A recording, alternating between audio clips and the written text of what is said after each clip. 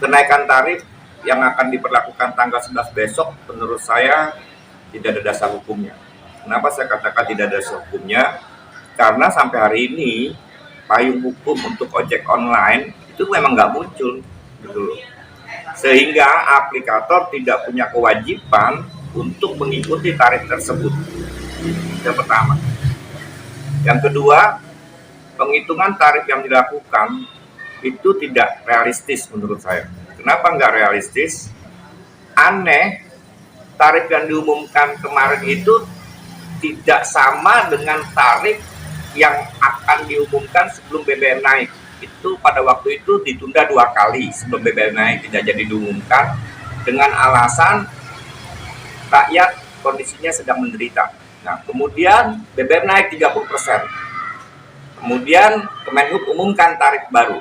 Nah, terjadi perbedaan antara tarif yang ditunda diumumkan dengan tarif yang sudah diumumkan. Perbedaannya itu cukup signifikan. Pada waktu tarif yang ditunda itu terjadi kenaikan sebesar 15% rata-rata. Nah, setelah BBM naik, tarif yang diumumkan itu kisarannya 8 sampai 15%. Nah, ini kan jadi lucu nih. Sebelum BBM naik aja tarifnya itu sudah diperkirakan naik 15%, tapi ditunda. Sementara setelah BBM naik justru tarifnya kenaikannya nggak signifikan, 8 sampai 15%.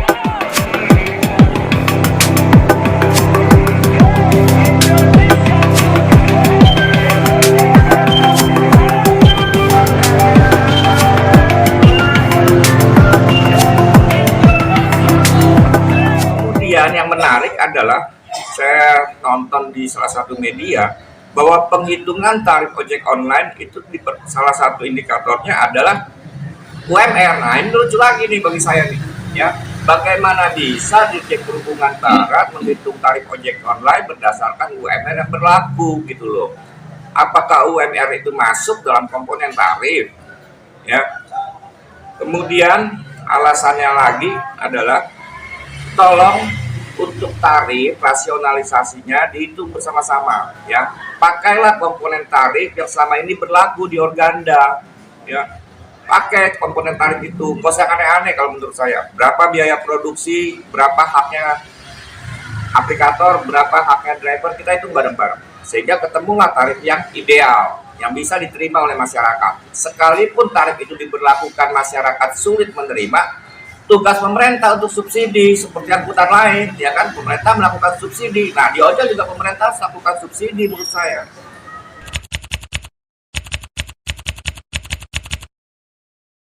Kalau siapa yang terlibat dalam penghitungan tarif, menurut saya ya semua stakeholder, ya.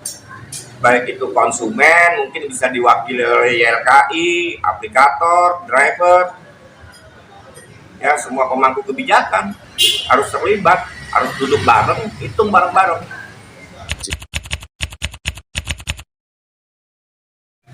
Bagaimana kalau tarif tidak naik?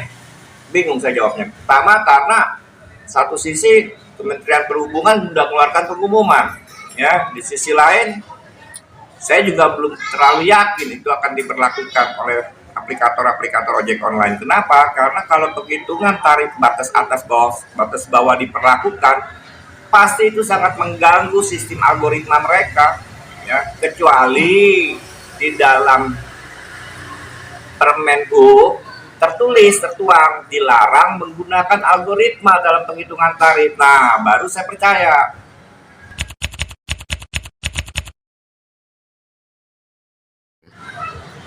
Bukan cuma prematur, ya, memang udah cacat dalam kandungan ini karena nggak ada payung hukumnya sebenarnya.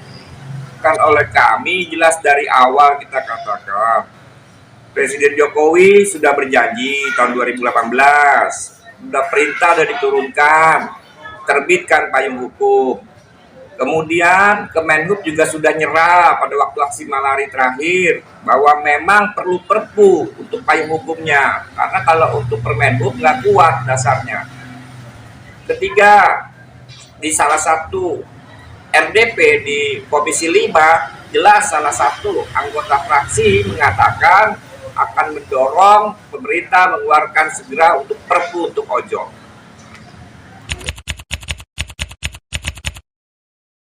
Cara mendorongnya kembali ini goodwill dari kepala negara menurut saya. Kepala negara ini bisa dipegang nggak janjinya?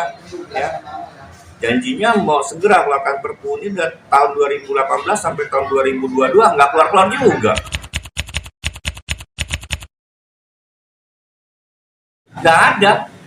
Karena kalau kita nunggu RUU, kita nunggu prolegnas, keburu banyak korbannya ojol yang mati.